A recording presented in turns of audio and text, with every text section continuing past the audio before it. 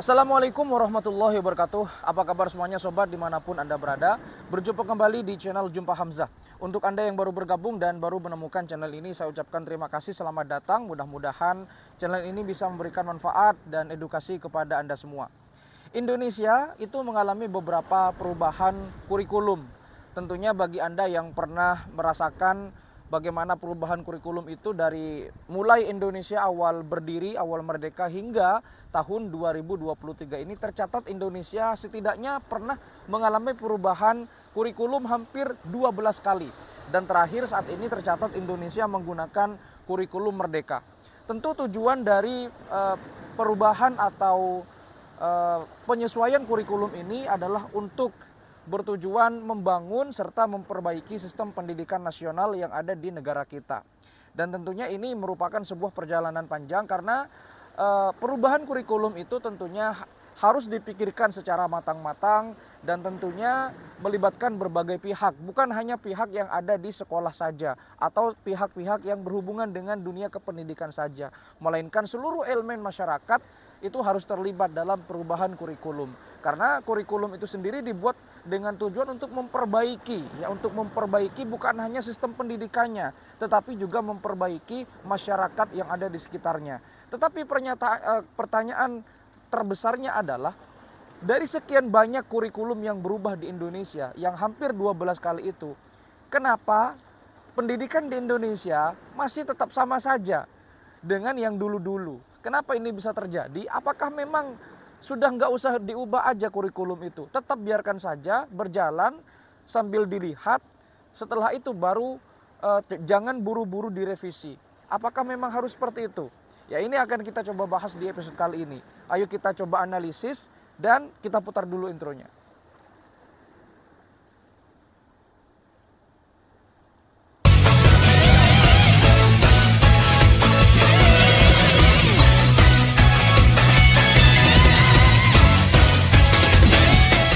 Bagi Anda yang pernah merasakan bagaimana sulitnya untuk menyesuaikan kurikulum atau perubahan kurikulum, tentu Anda pasti akan sangat terbiasa dengan kurikulum yang sudah berlalu. Kemudian secara singkat, dalam waktu singkat Anda harus dituntut untuk menyesuaikan dengan kurikulum yang baru. Ya, biasanya hal ini dirasakan oleh para pendidik, ya, terutama guru, dosen, dan seterusnya. Tapi tujuan kurikulum berubah itu adalah sebagai bentuk tanggung jawab negara terhadap kepedulian sistem pendidikan nasional. Ya, tentu di setiap negara, bukan hanya di Indonesia, itu pasti pernah mengalami yang namanya perubahan kurikulum. Indonesia sendiri tercatat hampir setidaknya 12 kali perubahan kurikulum dari sejak tahun 1950-an hingga saat ini, tahun 2023, yang terakhir adalah penggunaan kurikulum merdeka. Ya, karena bertujuan untuk memperbaiki sistem atau kualitas pendidikan nasional kita. Nah, sebenarnya tujuan kurikulum itu kan adalah untuk memperbaiki, ya, memperbaiki taraf pendidikan. Tetapi dari sekian banyak perubahan-perubahan yang sudah dilakukan serta revolusi-revolusi yang sudah dilakukan oleh pemerintah, dalam hal ini adalah Kementerian Pendidikan, kenapa pendidikan di Indonesia saat ini masih tetap saja seperti ini? Nggak ada perubahan-perubahan yang signifikan. Ya, paling hanya 1-2 tahun, setelah itu kembali lagi kepada rutinitas semula, kembali lagi kepada model lama. Kenapa ini bisa terjadi? Nah, jadi untuk membahas hal ini, mari kita analisis satu persatu, ya. Jadi mari kita berusaha untuk objektif, dan ya tentunya permasalahan di Indonesia terutama di dalam bidang pendidikan tentu sangat berdinamika dan sangat kompleks. Tentunya kita tidak bisa masuk terlalu jauh karena saya sendiri bukan orang yang ahli pendidikan, tetapi setidaknya di episode ini kita akan coba menganalisis kenapa pendidikan di Indonesia itu masih tetap saja seperti model-model yang sudah lama. Nah, sebenarnya kurikulum itu apa sih? Kurikulum itu secara singkat adalah sebuah pedoman atau sistem peraturan-peraturan yang bertujuan untuk mengontrol, memonitoring, serta mengevaluasi sebuah kegiatan belajar mengajar. Ya, jadi kurikulum itu merupakan sebuah sistem.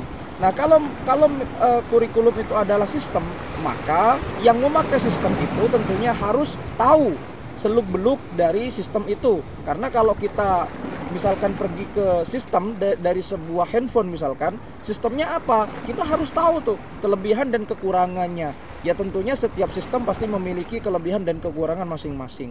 Tetapi itu merupakan sebuah hal yang bagus malah, karena dengan mengetahui sistemnya itu memiliki kekurangan dan kelebihan, maka setidaknya kalau di handphone itu kan ada book ya. Jadi harus kita tutupi booknya, harus kita sesuaikan dengan bagaimana kita bisa memfasilitasi kekurangan-kekurangan dari kurikulum tersebut. Nah, biasanya kurikulum itu dibangun atas 4 landasan secara umum. Yang pertama tentunya ada landasan filosofis, landasan psikologis, landasan sosial, dan juga landasan iptek atau ilmu pengetahuan dan teknologi. Ya, secara singkat dan secara umum biasanya kurikulum dibangun atas 3 aspek tersebut. Kemudian aspek-aspek tersebut nanti akan diformulasikan dan disesuaikan dengan keadaan-keadaan sosial yang ada di negara yang bersangkutan. Termasuk dalam hal ini adalah negara kita Indonesia. Nah, mari kita lihat pendidikan yang ada di Indonesia ini. Ya, kita komparasikan saja ya. Mungkin kita komparasikan dengan era Orde Baru. Karena memang era Orde Baru ini adalah era yang cukup lama di Indonesia, hampir 32 tahun. Dan tentunya memiliki perubahan-perubahan kurikulum juga ya ketika di era Orde Baru. Nah, di era Orde Baru itu kurikulumnya lebih menekankan kepada pendidikan nasionalisme dan juga ideologi Pancasila. Anda dulu ketika sekolah tentunya sangat ditekankan untuk mengetahui apa itu Pancasila karena sebagai ideologi negara, kemudian sikap tenggang rasa kepada sesama kan, dan kemudian siswa-siswa di anak-anak yang sudah bisa merasakan bagaimana indahnya sekolah dulu di era Orde Baru. Saya tidak mengatakan Orde Baru lebih bagus kurikulumnya ya, hanya mengkomparasikan saja.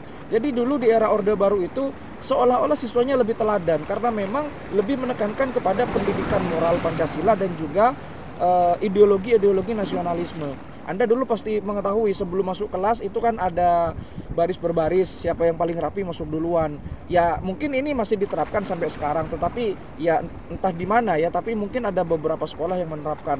Ada catur wulan 1, catur wulan 2, catur wulan 3 dan seterusnya. Padahal dulunya semester. Kemudian ganti ke catur wulan, tujuannya adalah agar siswa itu bisa mendapatkan lebih banyak manfaat dari pelajaran. Jadi seperti itu dulu ketika kita berbicara di masa-masa Orde Baru ya. Ya kalau kita berbicara saat ini tentunya sangat berbeda kontras karena teknologinya juga sudah berubah, berbeda dengan dulu di era Orde Baru.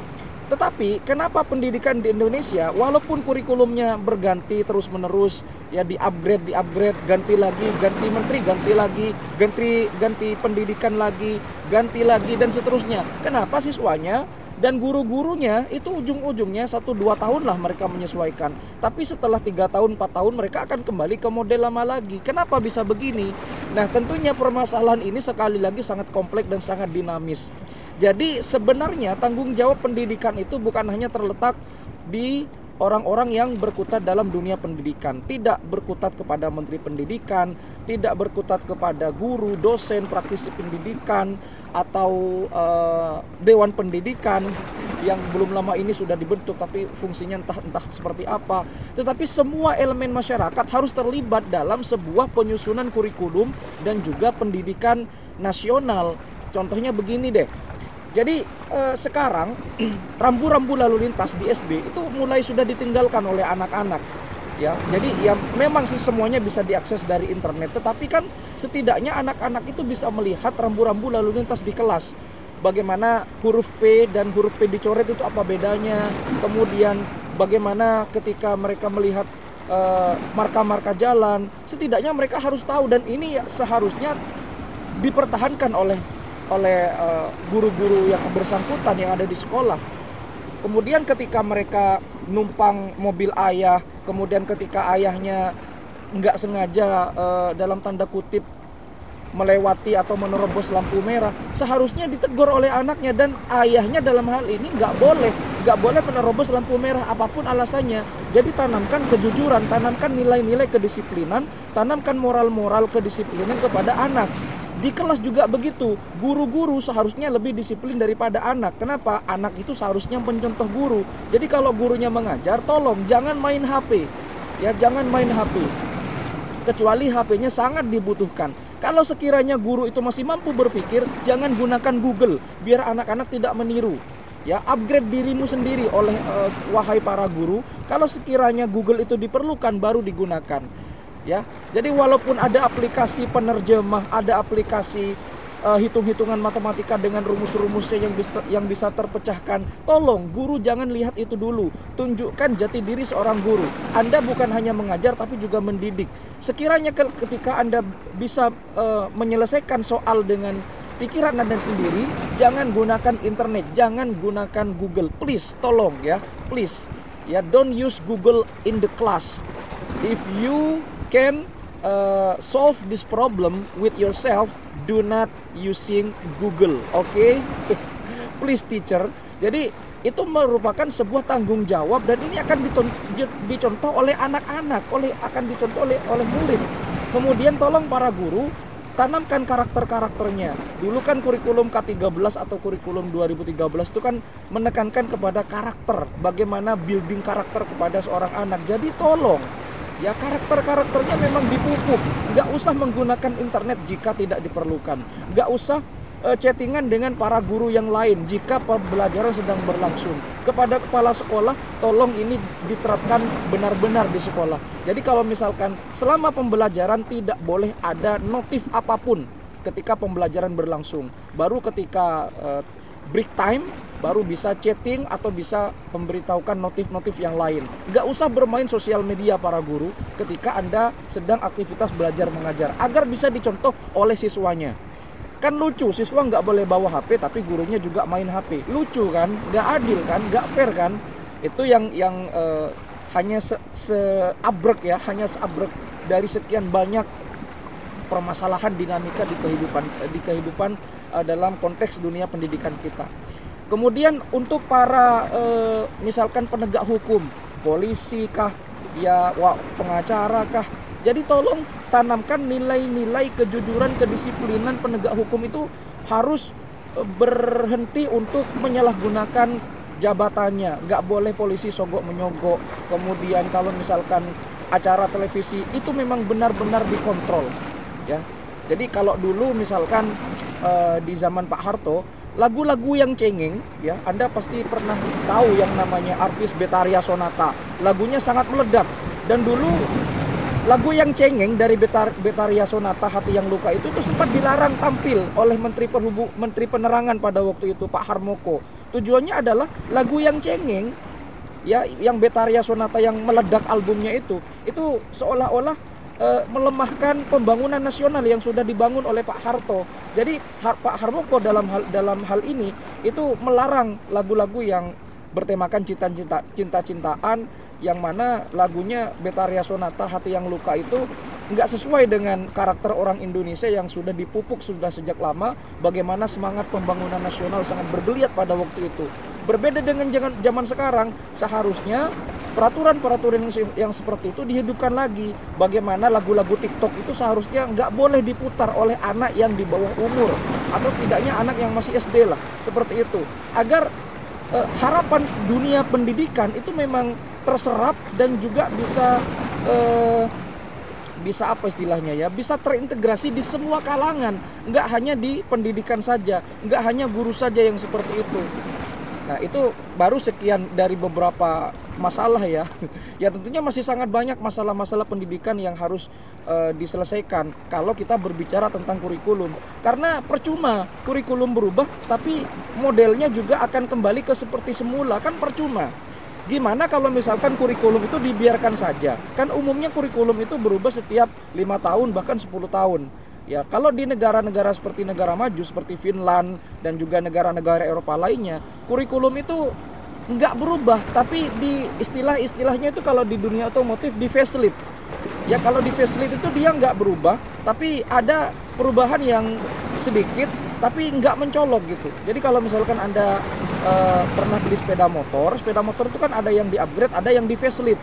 Nah, kurikulum di negara maju itu seperti itu. Jadi kurikulum itu dibiarkan dulu selama beberapa waktu. Kemudian kalau misalkan nggak perlu direvisi, nggak perlu diubah, nggak usah diubah, tapi di-facelift aja.